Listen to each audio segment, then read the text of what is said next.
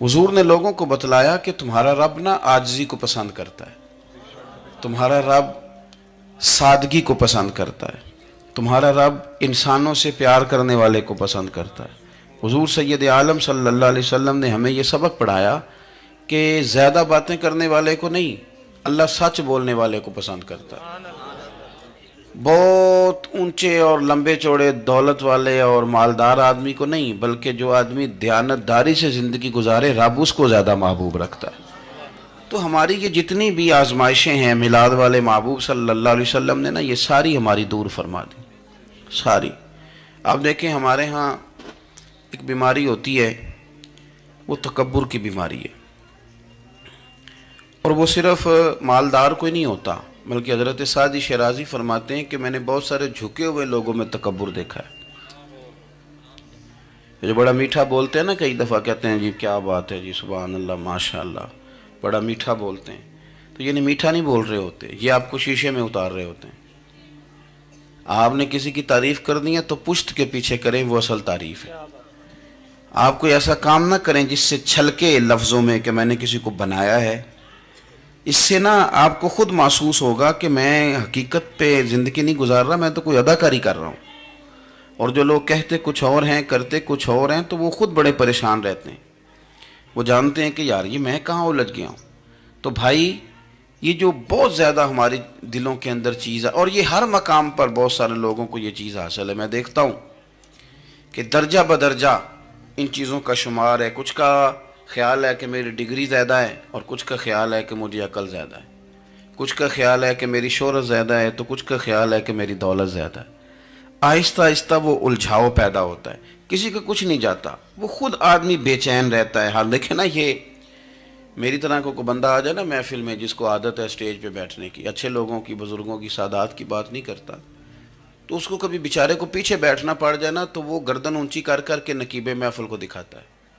کہ میں آ گیا، کسی طریقے مینوں بھی ساتھ لے کے، بے چین رہتا ہے۔ اور اگر اسے سکون حاصل ہو کہ بھئی حضور کی محفل میں بیٹھنا ہے، جہاں جگہ مل گئی وہیں پہ ٹھیک ہوں،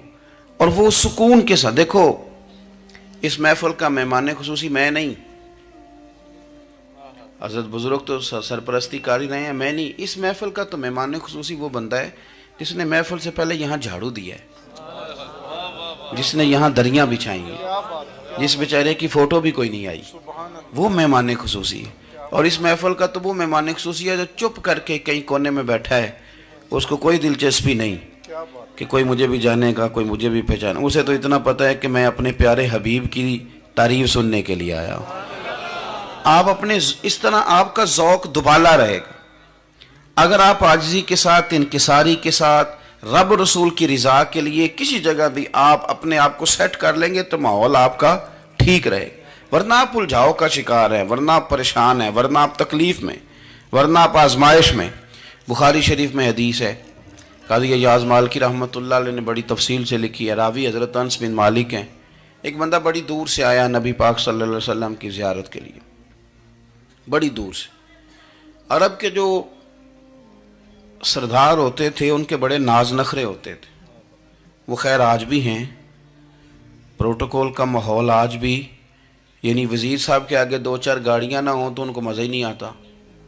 پولیس والے آگے پیچھے بھاگیں تو، حالانکہ ان کو نہیں پتا کہ جو پولیس والے آگے پیچھے بھاگ رہے ہیں نا، یہ حکومت بدلی تو گرفتار کرنے بھی انہوں نے آنا ہے، لیکن وہ بڑا مزہ آتا ہے جب لوگ گاڑی کے پیچھے بھاگتے ہیں۔ کیا بات ہے جناب، بڑی بات۔ اور ہماری طبیعتوں میں پتہ نہیں کون سی، یہ پیسے پھینکنے والے دوست مجھ سے ناراض نہ ہو جائیں، لیکن میں اکثر سوچتا ہوں کہ یار یہ کس طرح کا کام ہے کہ پہلا کھلارنے پھر آپ ہی اکٹھے کرنے، تو آپ اکٹھے دے دیں جس کو دینے ہیں، ختم ہو جائے بات۔ یعنی وہ محفل میں نا گپ شپ ہو رہی ہوتی ہے، اکٹھے کرنا لے، پان دینا لے، کس چکر میں پڑ گئے۔ حضور غوث اعظم رضی اللہ تعالیٰ عنہ کی محفل میں شیخ یحییٰ نجار جایا کرتے تھے، تو وہ کہتے تھے کہ ہم وہاں گنتے تھے آج کتنے بندوں نے توبہ کی، تو ہم سے گنے نہیں جاتے تھے، اتنے لوگ توبہ کرتے تھے۔ بزرگوں کی محفلوں میں توبہ کرنے والے گنے جاتے تھے، ہماری محفلوں میں پیسے گنے جاتے ہیں اور وہ پرچیاں دی جاتی ہیں۔ ایسا نہ کریں، اس سے گھٹن پیدا ہوتی، اور پھر جو نوٹوں والے ہوتے ہیں وہ فرنٹ سیٹوں پہ آ جاتے ہیں۔ بہت سارے غریب سوچتے ہیں کہ میرے پاس بھی اگر کرارے نوٹ ہوتے تو میں بھی آگے ہوتا، تو کم از کم یہ جو میلاد کی محفل ہیں ان میں تو سب کو ایک جیسا رہنے دے،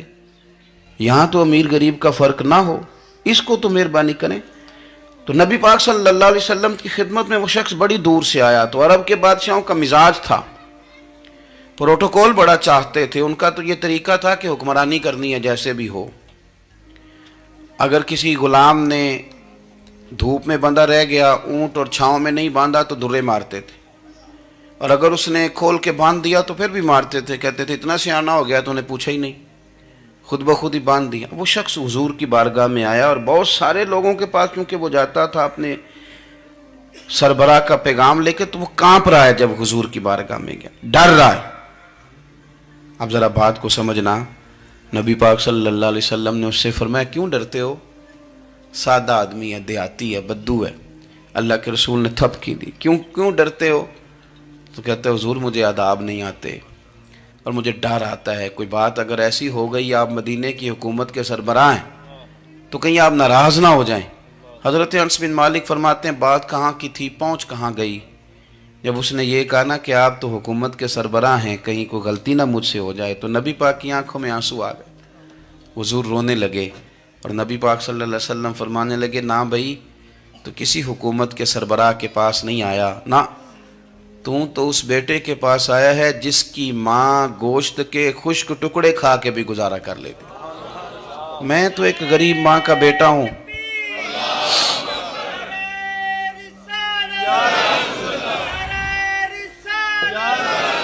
بھائی اگر آپ کا یہ ذوق بن جائے، دیکھو نا آج تو لوگ بھول جاتے ہیں نا، کپڑے بدل لیتے ہیں تو وہ سمجھتے ہیں کہ شاید سارا کچھ ہی بدل گیا، یعنی گاؤں سے آ کر پڑھنے والے بھول ہی گئے ہیں کہ کس کی ماں نے کتنا زیور بیچا تھا۔ لوگ بھول جاتے ہیں چیزوں کو، اپنے ماضی کو یاد رکھیں، آپ لوگوں کے ساتھ پیار کریں، آپ لوگوں کو موقع دیں، آپ تھوڑی سی اور کوشش کریں اس شخص تک جانے کی جو آپ کو مایوس نظر آ رہا ہے، پریشان نظر آ رہا ہے۔ یہ ہمیں میلاد والے محبوب صلی اللہ علیہ وسلم نے درس دیا۔ ایک اور پہلو، حضور سید عالم صلی اللہ علیہ وسلم نے، ہمارے ہاں نا ابھی بھی برادری کی تقسیم ہے، ابھی بھی، اور کچھ میں نے ایسے کمزور لوگ بھی دیکھے، یہ اس طرح کی حرکتیں ہارے ہوئے لوگ کرتے ہیں، ہارے ہوئے لوگ جو اپنے آپ کو سمجھتے ہیں کہ میں کوئی بڑا آدمی ہوں۔ بڑا آدمی تو اپنے اخلاق سے ہوتا ہے، اپنے کردار سے ہوتا ہے، اپنی سخاوت سے ہوتا ہے، لوگوں سے پیار کرنے سے ہوتا ہے۔ باقی یہ کہ بیٹھ کے کہانی سنانا کہ میں بڑا کچھ کرتا ہوں، تو جو کچھ کرتا ہوتا ہے اسے سنانے کی کوئی ضرورت ہے۔ ایک اور بہت سارے لوگ آپ تعزیت کرنے جائیں نا والد کے انتقال کے بعد، تو ان بیچاروں کو بتانا پڑتا ہے کہ ابا جی میرے بغیر دوائی نہیں کھاتے تھے۔ تو میں کہتا ہوں اگر تیرے بغیر نہیں کھاتے تو پھر بتانے کی ضرورت نہیں، پھر تو سارے گاؤں کو پتا ہوگا کہ تیرے بغیر نہیں کھاتے تھے۔ اور اگر کوئی دال میں کالا ہے تو پھر تیری وضاحت کوئی بندہ قبول نہیں کرے گا۔ تو آپ کو بتانا کیوں پڑ رہا ہے، اور آپ بار بار اس بات کا ذکر کیوں کر رہے ہیں کہ ہم بہت بڑے قبیلے کے ہیں؟ صاحب اگر آپ بڑے قبیلے کے ہیں تو پتہ ہوگا سارے علاقے کو آپ کتنا لوگوں کا خیال کرتے ہیں، آپ کس قدر محبت کرتے ہیں، آپ کا انداز کریمانہ کس طرح کا، پھر آپ کو بتانے کی کوئی ضرورت نہیں ہوتی، پھر خود بخود خبر ہوتی۔ حضرت سیدنا ابو ذر غفاری رضی اللہ تعالیٰ عنہ، قبیلہ بنو غفار ایک بڑی شاخ تھی قبیلوں میں سے، جو لوگ اس زمانے میں مالدار قبیلوں سے تعلق رکھتے تھے، ان میں سے ایک بڑا نام تھا۔ ساری زندگی چودراہٹ کی، لیکن میلاد ایک انقلاب کا نام ہے۔